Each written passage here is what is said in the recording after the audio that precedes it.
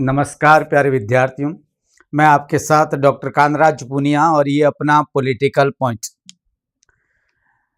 Second grade का exam बहुत महत्वपूर्ण एग्ज़ाम है और इससे रिलेटेड मैं पेपर फर्स्ट में पूरा डिस्कस किया था मैंने कि आप कौन सी किताबें पढ़ें, कैसे पढ़ें और पढ़ने का सही तरीका क्या हो सकता है। पेपर सेकंड जो है उसमें भी बहुत सारे चेंजेज हैं और जो पेपर सेकंड है, सेकंड के अंदर खासतौर से सब्जेक्ट का पेपर है और जो एसएसटी के स्टूडेंट हैं मैं उनसे रिलेटेड आज बात करूंगा, न कि बाकी सब्जेक्ट से रिलेटेड, क्योंकि आप अच्छी तरीके से जानते हैं कि मैं एसएसटी पर बात करने में सक्षम हूं। मैं यदि संस्कृत की बात करने लग जाऊंगा, हिंदी साइंस की बात करने लग जाऊंगा, लोग करते हैं, मगर वो केवल मेरी मैच्योरिटी नहीं होगी और इस भ्रम में लोग कई शिकार भी होते हैं और सिलेक्शन भी नहीं हो पाता। मेरा ये मानना है कि जो आदमी जिस सब्जेक्ट का जानकार है या जो उस सब्जेक्ट की समझ रखता है और बेहतरी रखता है वो ही उसमें बात करे तो विद्यार्थी हित में होती है और विद्यार्थी बहुत अच्छे से समझ सकते हैं। मैं आपसे एक ही बात कहूंगा, बहुत सिंपल साधारण बातें कहूंगा, कोई ज़्यादा आपसे बड़ी बात कहूंगा नहीं। ये पॉलिटिकल पॉइंट नाम से ही अपने आप में ऐप है और पॉलिटिकल पॉइंट का मतलब सीधी सी बात है कि पॉलिटिकल साइंस और उससे रिलेटेड सब्जेक्ट को ही पढ़ाता हूं। यानी मैं पॉलिटिकल साइंस, पब्लिक एडमिनिस्ट्रेशन जैसे सब्जेक्ट के साथ फिलॉसफी जैसी चीजें इसलिए पढ़ाता हूं फिलॉसफी, क्योंकि यूपीएससी और आरपीएससी के कभी एग्जाम के अंदर हम भी सपने देखा करते थे ऊंचे कि आईएएस बन जाएंगे और वो नहीं बन पाए, मगर उस समय एक सब्जेक्ट हमारा सेकंड सब्जेक्ट के रूप में उस समय, आजकल तो नहीं होता, उस समय जो है फिलॉसफी हमारे पास में हुआ करती थी। तो फिलॉसफी है, ये चीजें अपन थोड़ा बहुत जानते हैं। अब बात रही कि सेकंड ग्रेड का पेपर कितना महत्वपूर्ण है, ये आप समझ सकते हैं। आरपीएससी की ही बात करूंगा और सेकंड ग्रेड के एसएसटी की बात करूंगा। 150 सवाल का पेपर होता है, बहुत अच्छी तरीके से आप जानते हैं, जो कि 300 नंबर का होता है। 1/3 उसमें माइनस होते रहते हैं। ये रुपया है, रुपया ही समझो आपके लिए, तो अपने लिए तो नंबर रुपए है और क्या है। और ये 1/3 जो है गलत का माइनस होता है, नेगेटिव मार्किंग इसमें होती है। ये बात बहुत अच्छे से जानते हैं, कहने की जरूरत नहीं है। एसएसटी में कुछ सब्जेक्ट है, एक हिस्ट्री,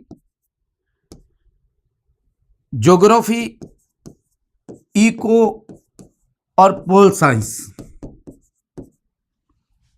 के साथ है सोशियोलॉजी, फिलॉसफी और पबएड। और एक है विद्यार्थियों, इसके साथ बहुत अलग मैटर रखता है, जिसको हम कहते हैं टीचिंग मेथड्स।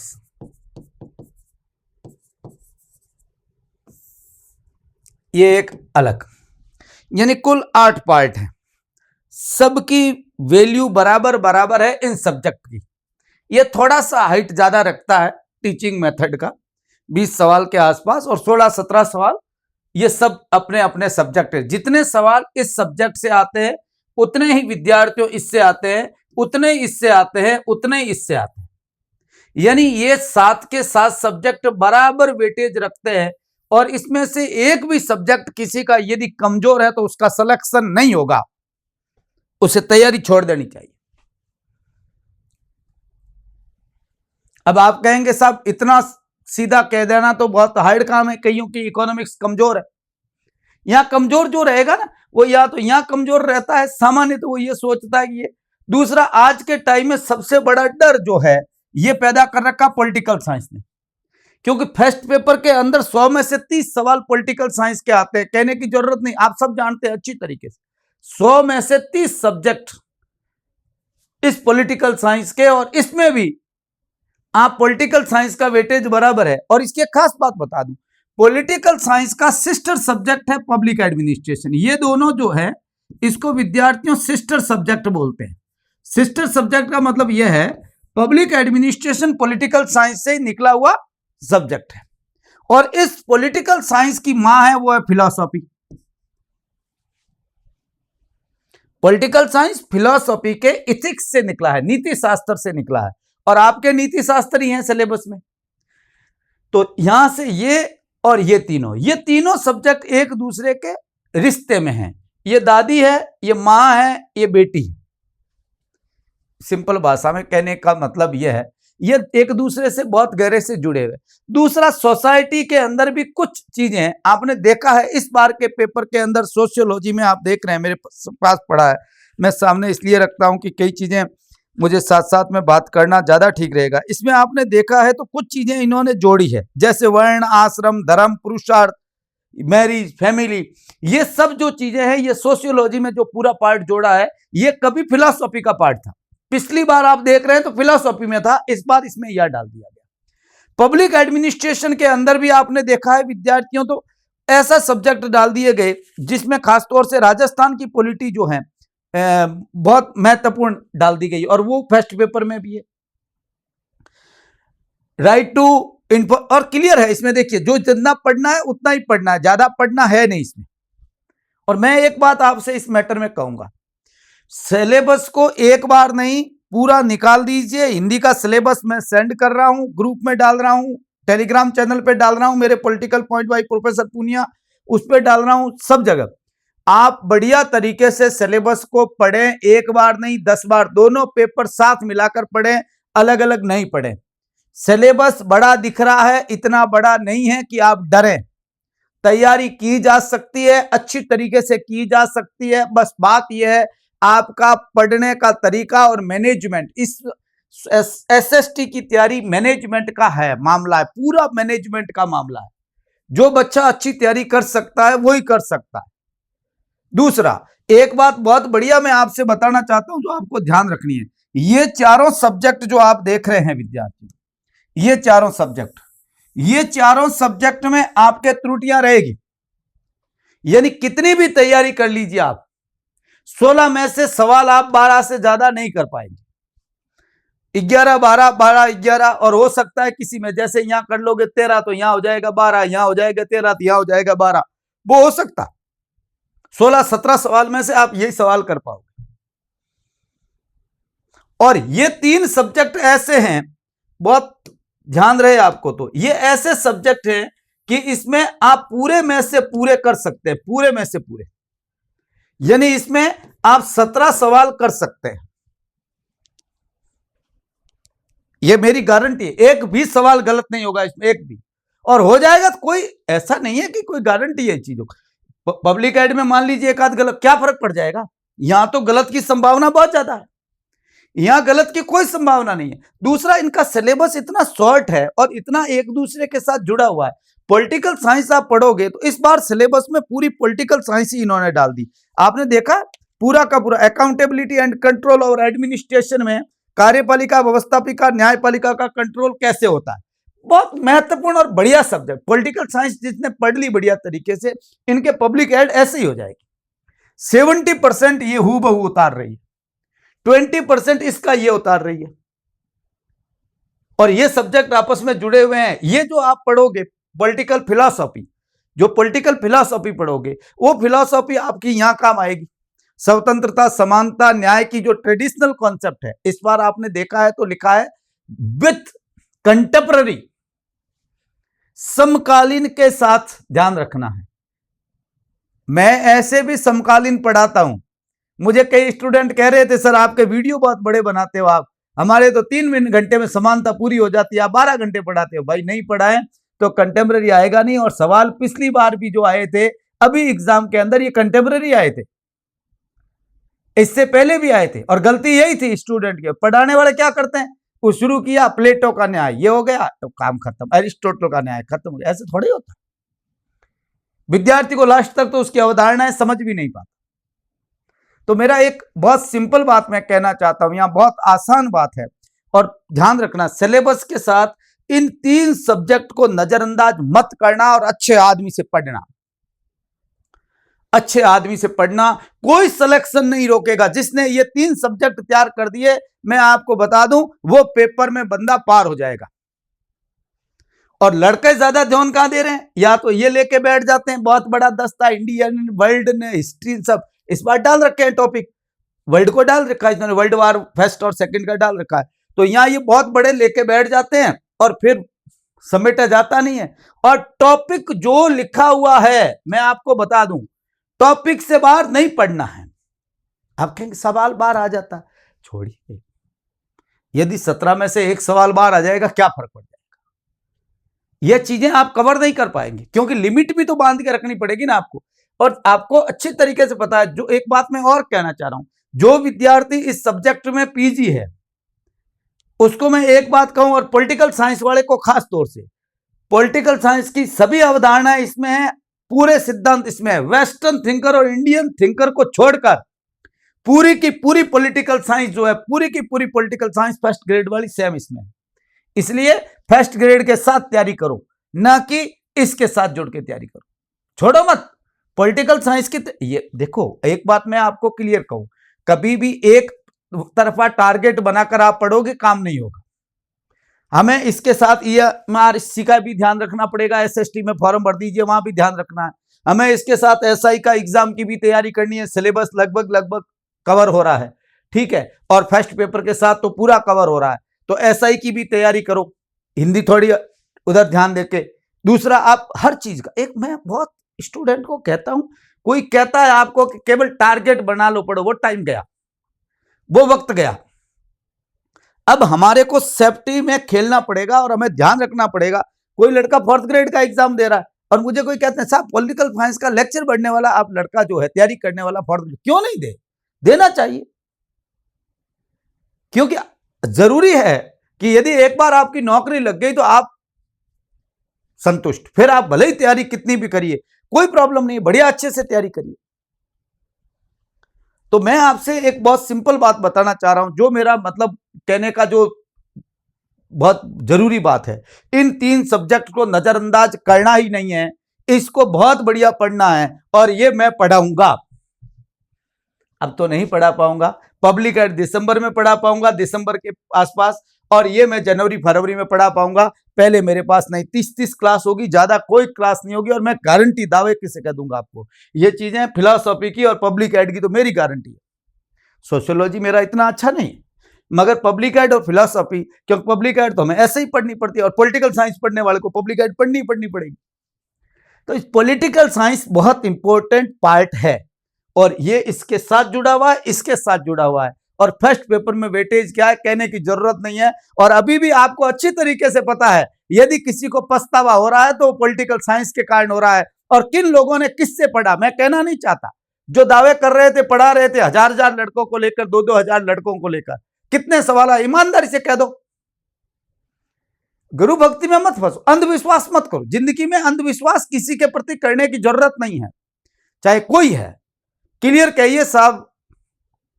और बहुत हैं मीठे बोलने वाले, जहर फेंकते हैं। मैं कड़वा जरूर बोलता हूं, मगर मुझे अच्छी तरीके से पता यह है कि विद्यार्थी हित में यही है। और विद्यार्थी हित यदि ध्यान रखना है, या थोड़ा बहुत आप ध्यान रखोगे, तो मैं आपको बताऊं, ये ज्यादा ध्यान नहीं देकर इस पर ज्यादा ध्यान दो। ये ज्यादा इसलिए कह रहा हूं कि फर्स्ट पेपर में बहुत ज्यादा इसका वेटेज है, आप अच्छी तरीके से जानते हैं। और फर्स्ट पेपर वाले सेम टॉपिक यहां है, जैसे आपको local and urban government first paper में भी है, सेकंड पेपर में भी है। Fundamental right, directive principle of state policy, fundamental duties, Indian foreign policy, पड़ोसी देशों से संबंध, सबके सब फर्स्ट पेपर में भी पॉलिटिकल साइंस है। वो की वो पॉलिटिकल साइंस जो है आपकी इस सेकंड पेपर में भी है। इट्स इंपॉर्टेंट, ये बहुत इंपॉर्टेंट बात है और बहुत अच्छे से ध्यान रखना है।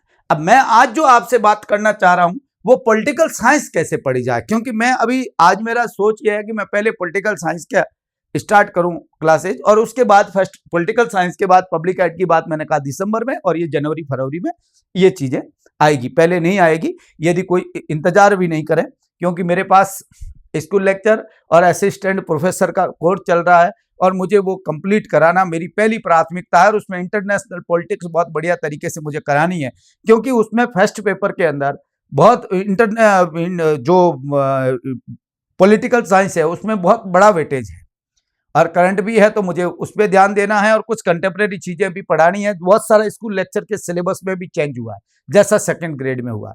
तो मेरा टारगेट वही है। यहाँ तो ठीक है, बहुत सारे स्टूडेंट कहते हैं साहब सेकंड पेपर शुरू करो करो, यूट्यूब वगैरह मैसेज आते रहते हैं कंटिन्यू। मैंने कहा हमारा तो यही सिलेबस और मैं वही पढ़ाऊंगा। ध्यान रखना, मैं तो एक ही बात कहता हूं कि इससे ज्यादा फर्स्ट ग्रेड को टारगेट करो। हाँ, इसकी रेट में बहुत कम रखूंगा। मेरी एक चीज है कि भाई स्टूडेंट को फायदा हो, बढ़िया फायदा हो। क्लासें देखिए, ओपन क्लासेज है मेरी, सब जगह इसमें ओपन क्लासेज रखूंगा। इसमें जाइए 20 से 30 क्लास ओपन है, बढ़िया से देखिए, आराम से, कोई पैसा नहीं देना है, आराम से देखिए। पसंद आता है तो लीजिए, नहीं तो ऐप करिए डिलीट, छोड़िए, क्या मतलब है। बहुत सारे लोग हैं मार्केट के अंदर मेरे से बढ़िया भाषण देने वाले, मेरे से बहुत अच्छा बोलने वाले, बहुत अच्छा पढ़ाने वाले हैं। ऐसा थोड़ा ही कि मैं ही हूं, मगर परख कर लीजिए और गारंटी आपका पिछला रिजल्ट है। गुरु भक्ति नहीं, बहुत सारे लोग चमचागिरियों में लगे हुए हैं, एजेंट बने हुए हैं, सही बोलना नहीं चाहते, नाटक ज्यादा मत करो। इसके कारण बहुत सारे लोगों की लाइफ खराब होती है। क्या हो रहा है सबको पता है, क्या कर रहे हैं लोग सबको पता है। मेरे कहने से कोई फर्क नहीं पड़ता और मैं कहता हूं उससे आप अच्छी तरीके से, मुझे पता है आप जो आदमी ठोक रहे प्रैक्टिकली खा रहा है ना, उसको मेरे से ज्यादा पता है कि क्या कहां कैसे हो रहा है। अब पॉलिटिकल साइंस में कैसे पढ़ें, यह बात मैं आपसे बड़ी सिंपल तरीके से थोड़ी सी बात कहना। दोनों पेपर, एक तो यह है कि इसमें आपको फर्स्ट पेपर और सेकंड पेपर दोनों को साथ में मिलाने के देखना है। फर्स्ट पेपर, यह सिलेबस अलग करने की आदत छोड़ दो, दोनों को मिला दीजिए, सिलेबस कम हो जाएगा। मैं क्लासें भी ऐसे डालूंगा दोनों पेपर, इसलिए फर्स्ट पेपर का अलग मैंने कोर्स डाल रखा है, सेकंड पेपर का जो अलग कोर्स डाल रहा हूं उसमें फर्स्ट पेपर वाली क्लास सेकंड में डालकर साथ में मिक्स नहीं करूंगा। और जो सेकंड पेपर है, इस सेकंड पेपर में दोनों ही पॉलिटिकल साइंस फर्स्ट पेपर वाली भी शामिल होगी, इसमें केवल फर्स्ट पेपर की होगी। मगर क्या आपको कैसे मिक्स करके पढ़ना कैसे है, यह जरूर ध्यान रखने वाली बात है।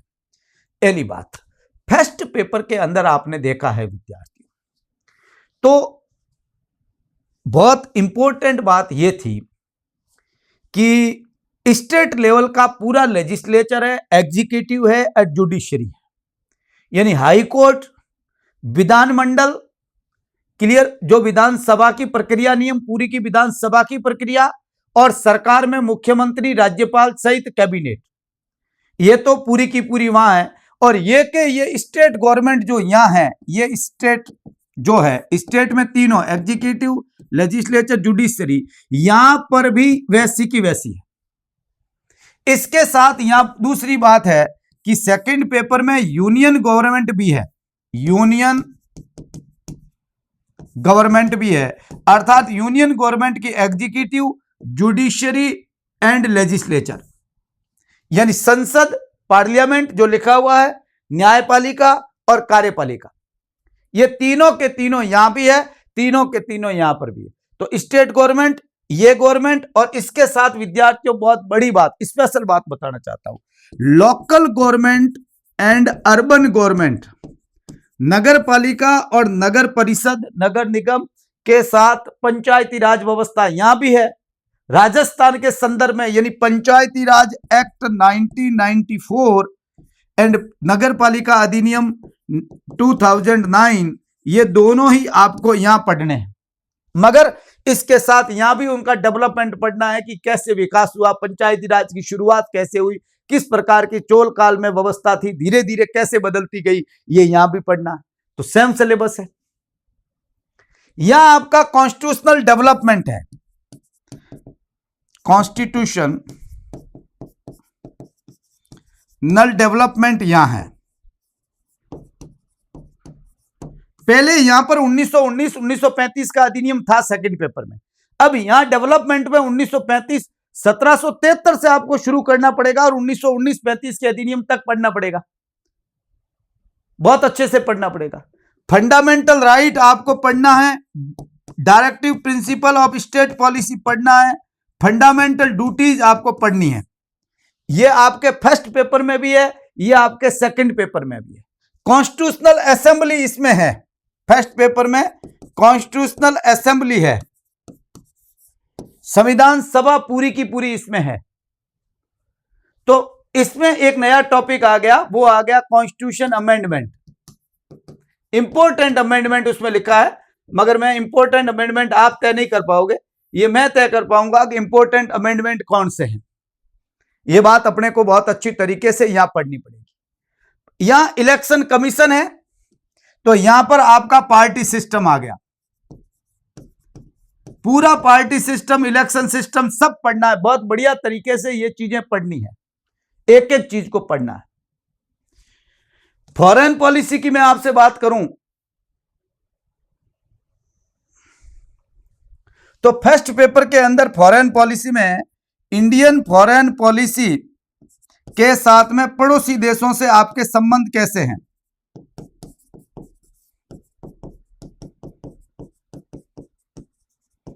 या ये हूबहू टॉपिक है भारत के पड़ोसी देशों के साथ फॉरेन पॉलिसी, खास तौर से नेहरू के काल की। नेहरू हमारी फॉरेन पॉलिसी के विदेश नीति के निर्माता कहलाते हैं। इसके साथ खास तौर से मेजर पावर जो हैं, अमेरिका है, यूएस है, इनके साथ हमारे कैसे रिलेशंस है, ईयू है, इसके साथ हमारे कैसे रिलेशन है, करंट, मतलब मेरा कहने का मतलब करंट इंटरनेशनल पॉलिटिक्स आपको इसमें देखनी है। और ये का ये है, साथ में आपको यहां पहले से ही था यूएनओ, बढ़िया टॉपिक चेक, बढ़िया अच्छा मेरे ख्याल से।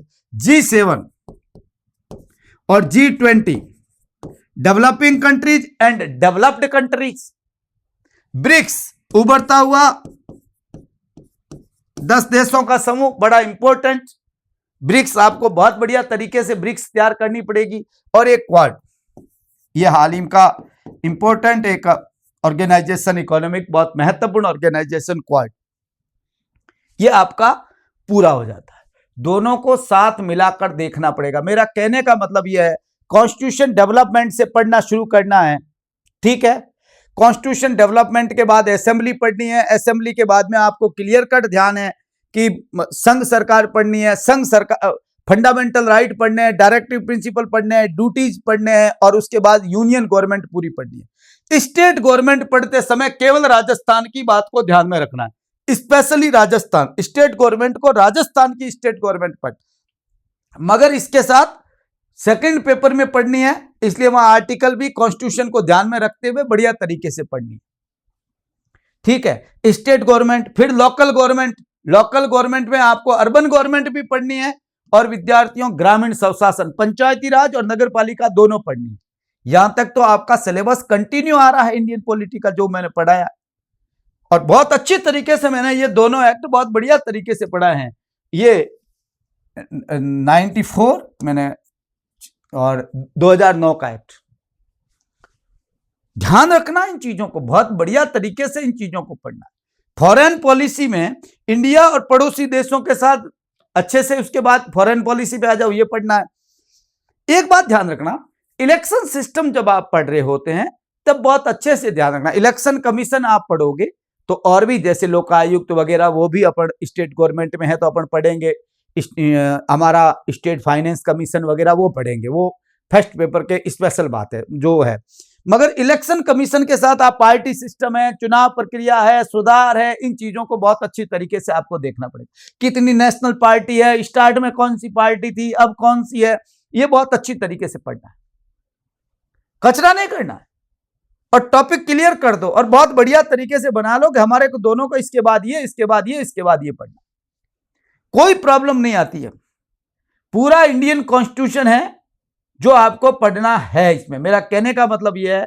और राजस्थान की विधानसभा के प्रक्रिया नियम बहुत अच्छी तरीके से, और हमारे स्टेट गवर्नमेंट वाले हैं उसमें थोड़ा सा आपको गहराई देनी पड़ेगी, बहुत डेप्थ देनी पड़ेगी। जैसे मानवाधिकार आयोग बट है, उच्चायुक्त की बात है, या मान लीजिए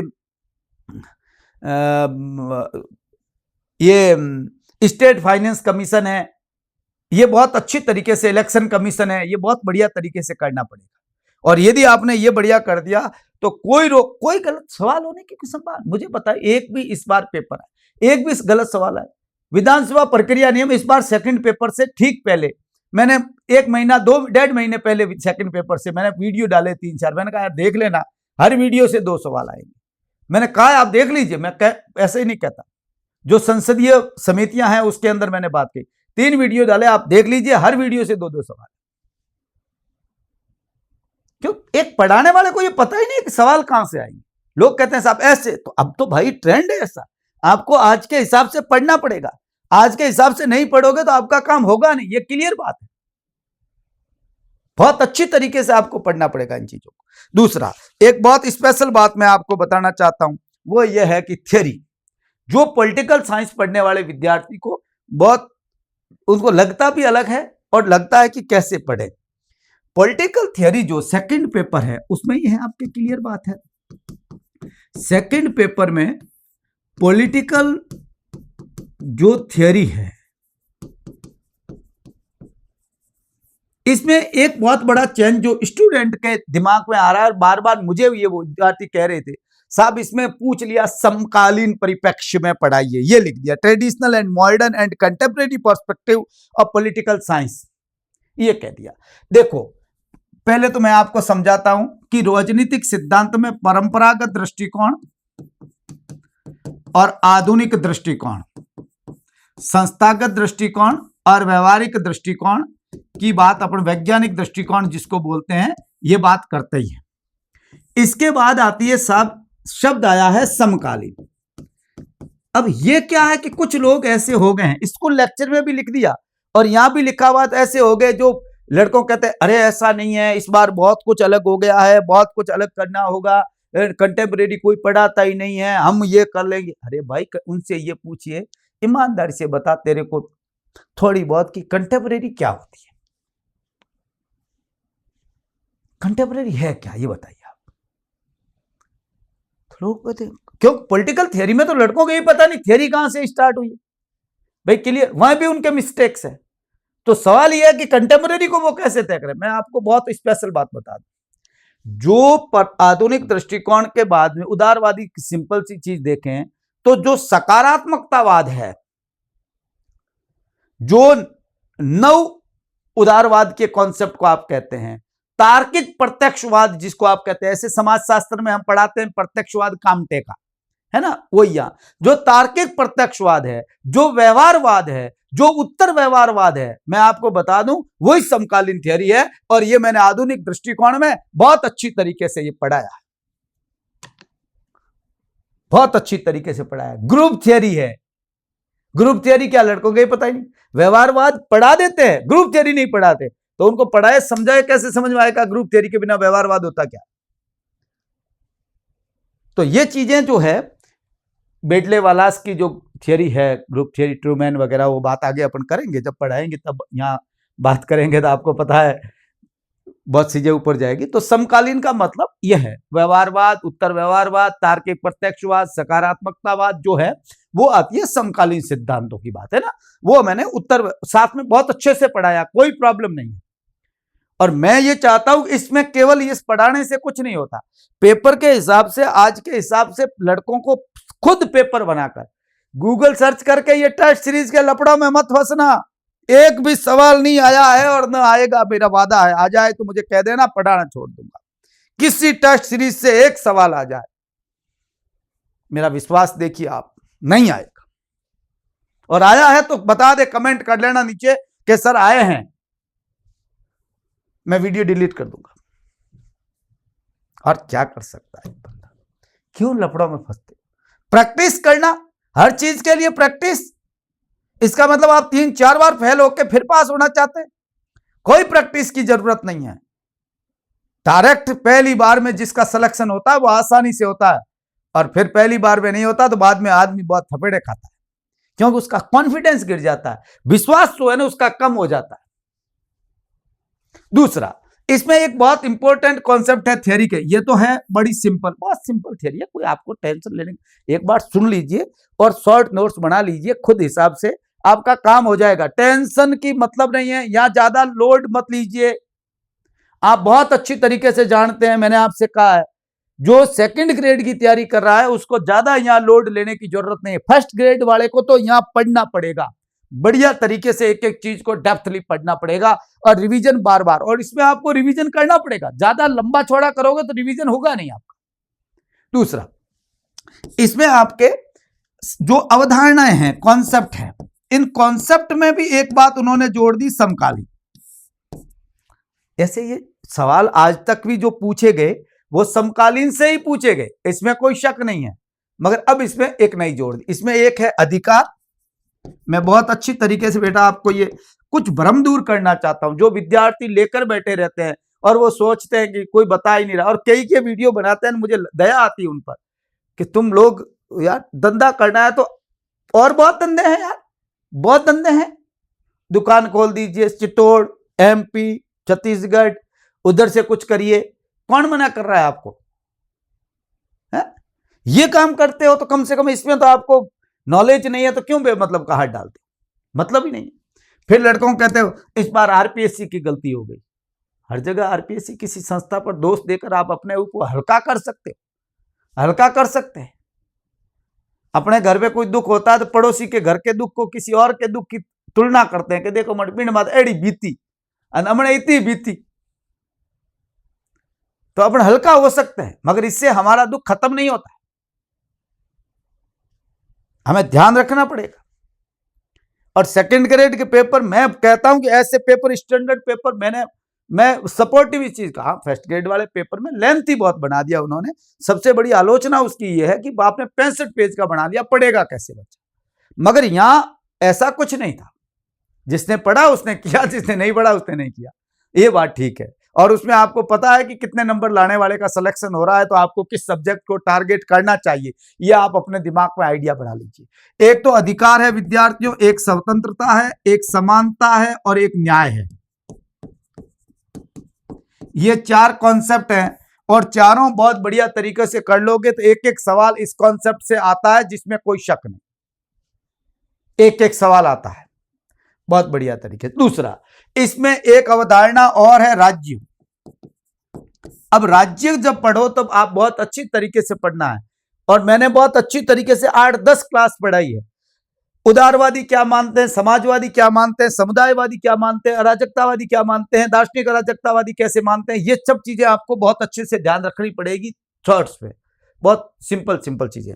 राज्य में एक है संप्रभुता, सीधी सी बात है, राज्य की आत्मा है ये, राज्य से बाहर संप्रभुता थोड़ी है। राज्य के पास शक्ति होती है, और पता है कि दांडिक शक्ति पर राज्य का एकाधिकार है, यही राज्य ही सत्ता और वेदता, शक्ति, सत्ता और वेदता, ये तीनों ही एक दूसरे से जुड़ी हुई है।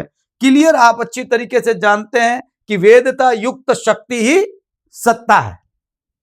ये तीनों के बिना, एक दूसरे के बिना काम नहीं करती ज्यादा दिन तक। इस वेदता है, ये नहीं है तो कुछ नहीं होगा, ये है तो ये दोनों है, तो ये है नहीं तो है नहीं। तो ये बातें, ये स्टेट, यानी एक 5वीं अवधारणा आप स्टेट कह सकते हैं। स्टेट में 5 पढ़ने पड़ते हैं, कर्मिकता के साथ पढ़ने पड़ते हैं, जैसे मैंने वीडियो डाले हैं उसी कर्मिकता के साथ पढ़ना है, आगे पीछे नहीं करना है।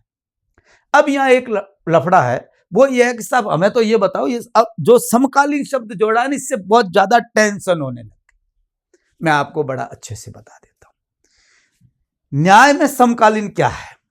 न्याय में समकालीन है समाजवादियों के विरोध में, खासतौर से नारीवादी आंदोलन, सबऑल्टरन सिद्धांत, वैश्विक न्याय का सिद्धांत, ये चीजें अपन न्याय के सिद्धांत में मैंने पढ़ाई है, आप अच्छी तरीके से देख लीजिए। सबऑल्टरन थ्योरी क्या है, बहुत बढ़िया तरीके से मैंने पढ़ाई है। समानता में आप कहेंगे साहब इसमें क्या है? समानता में है जैसे परिस्थितियों की समानता, लॉस्की वगैरह मैंने बहुत अच्छे से पढ़ाया, समानता है। मार्क्स जैसे बाकुनिन की, वेबर की समानता, रॉल्स की समानता, रॉल्स के साथ एक और हुए,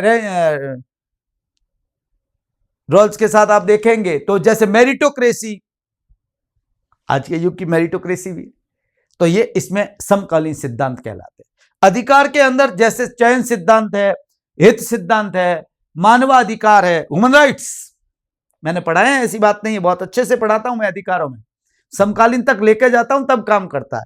इसमें आप स्वतंत्रता में देखेंगे तो आपको रॉल्स है, हेयक है, बर्लिन है, रेंज है, इन थियरी की आपको बहुत अच्छी तरीके से और खास तौर से रेंज वगैरह को बहुत अच्छे से ध्यान रखना है।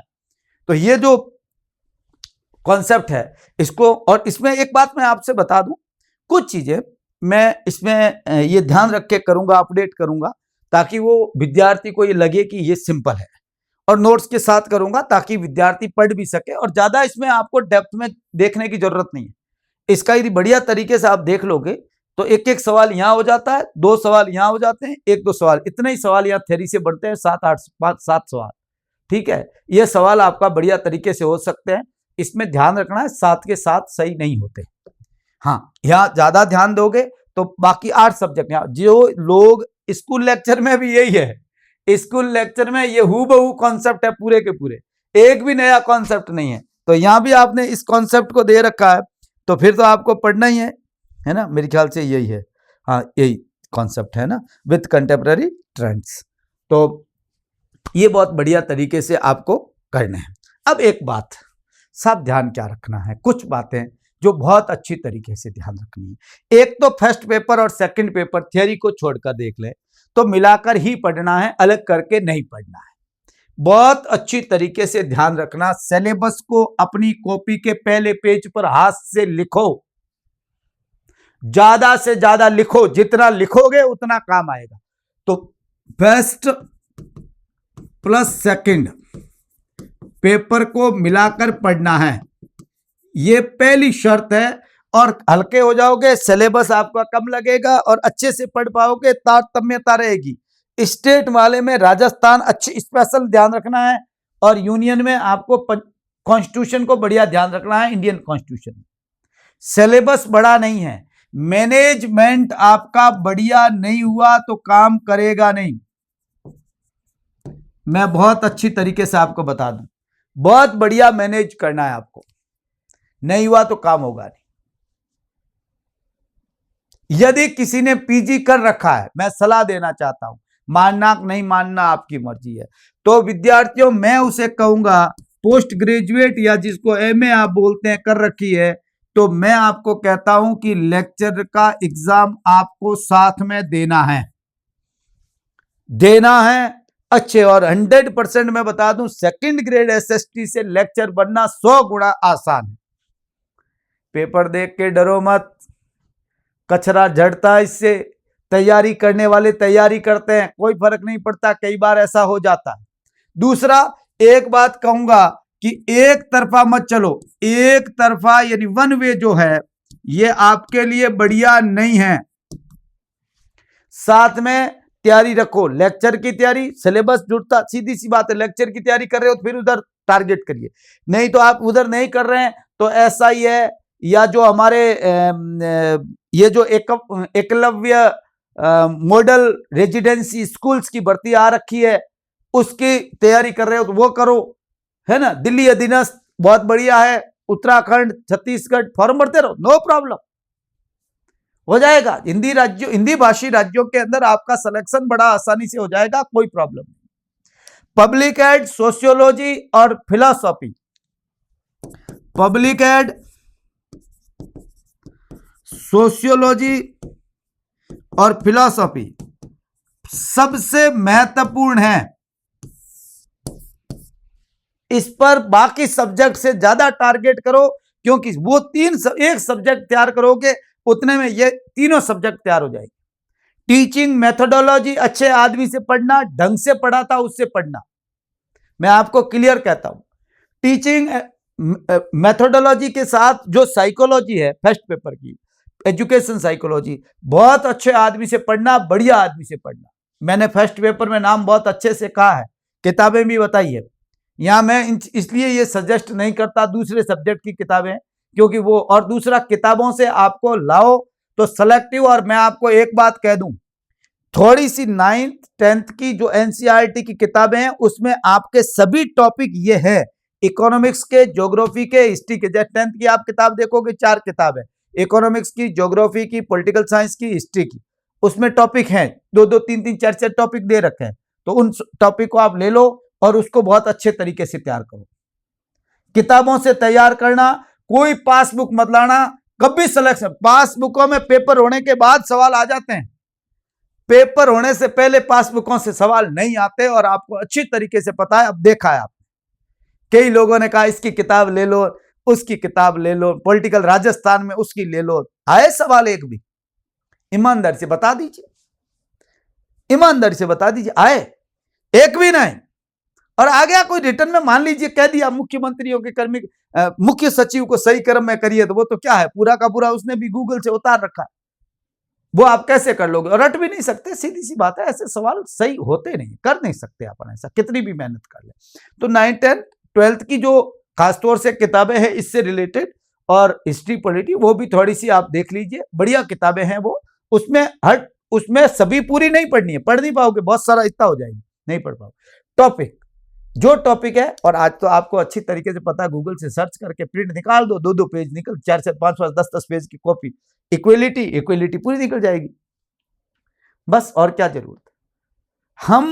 हमें पढ़ते समय ये ध्यान रहा, फर्स्ट पेपर का मैंने बहुत अच्छे से वीडियो डाला, सेकंड पेपर का मैं चाहता हूं कि विद्यार्थी पढ़ने में कुछ, हमारी जरूरतें और हमारी ख्वाहिशों में बहुत फर्क है। मैं कई बार विद्यार्थियों को कहता हूं, हम जरूरतों से लड़ रहे लोग हैं, हमें जरूरतें पूरी करनी है, हम दबे, हमारे को चाहिए पहले नौकरी, हमें पहले फर्स्ट ग्रेड बनना नहीं चाहिए, हमें नौकरी पहले चाहिए।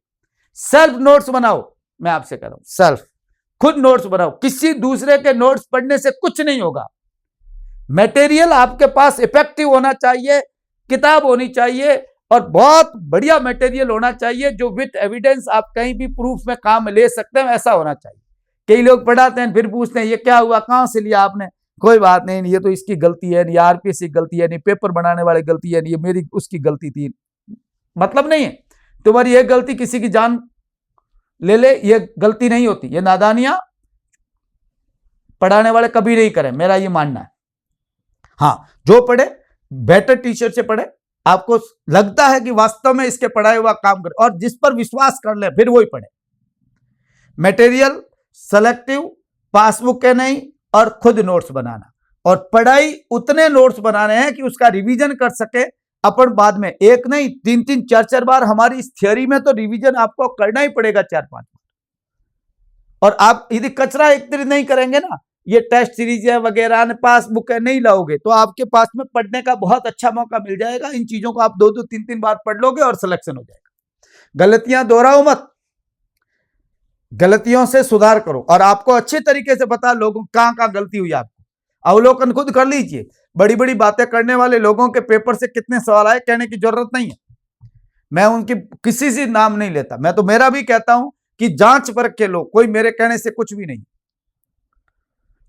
जितना कर सकते हो खुद काम करिए, सोशल मीडिया से जितना दूरी बना के रख सकते हो, आपका अपना आइडिया है, और मेरा ये मानना है कि रखोगे तो आप फायदे में रहो।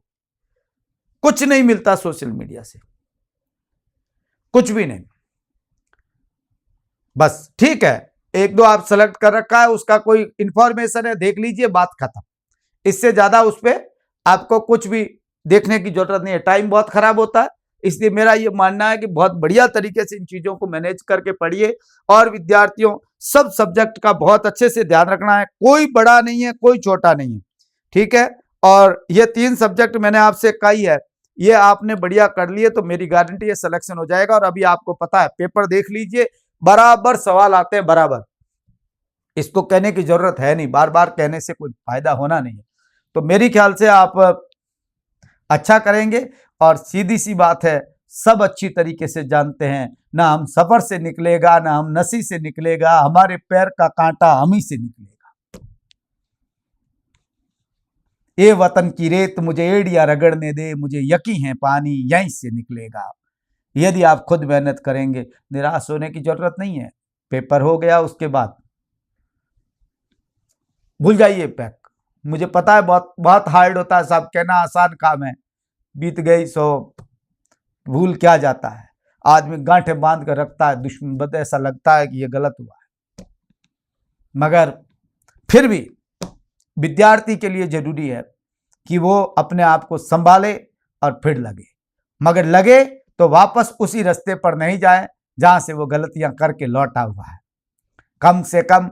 और दूसरा, मार्केट के व्यू में फंसे नहीं। लोगों का आजकल व्यू हो गया, एजेंटापना ज्यादा हो गया, बहुत सारे लोग घूमते हैं, बड़ी बड़ी बातें फेंकते हैं, ऊंची ऊंची बात, कोई मतलब, बंद कमरे में बंद हो जाओ, किसी को कहने की जरूरत नहीं है क्या पढ़ रहे हैं, और कोई पढ़ा रहा है अपडेट करिए, कोई चीज समझ में नहीं आ रही अपडेट करिए। आपको मैं जैसे मान लीजिए पढ़ा रहा हूं आरपीएससी के मेंबर्स, आरपीएससी, और आरपीएससी में आपको ध्यान रखना अध्यक्ष कौन बने पहले दूसरे, अपने को सब याद नहीं रहते, तो कम से कम ये सर ने कहा ये ध्यान रखना है उसको, और आपको लगता है उसमें मुझे अपडेट करना है तो अपडेट करते रहे, कर सकते हैं ये चीजें।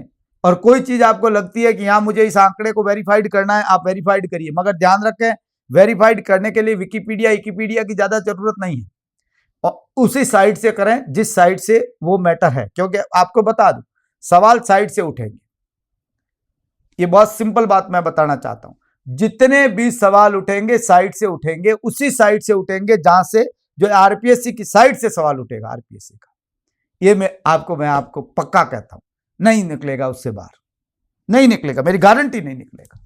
पंचायती राज योजना से रिलेटेड सवाल उठेगा, पंचायती राज की साइट से उठेगा, आप विकिपीडिया से ये बार की जो ये मार्केट चल रहा है इससे नहीं उठेगा, मेरी गारंटी नहीं उठेगा।